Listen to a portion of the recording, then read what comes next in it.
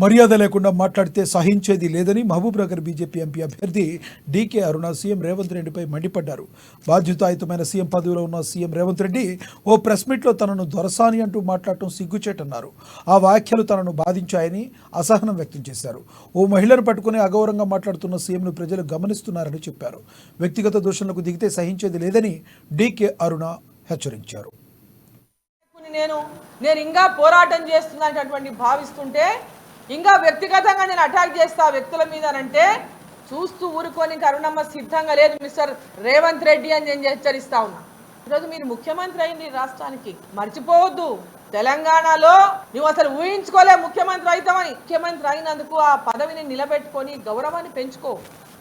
పాలమూరు జిల్లా గౌరవాన్ని కాపాడు. ఇంతకుముందు కేసీఆర్ తిట్టినట్ట నువ్వు తిడితే నిన్ను కూడా కేసీఆర్ ఏడికి పంపించినో ఆడికే పంపిస్తా. ఇంకా నేను ప్రతిపక్ష నాయకుల లెక్కనే మాట్లాడతా అంటే ఆ వ్యవహారాన్ని మార్చుకోమని చెప్పి నేను తెలియజేస్తా ఉన్నా.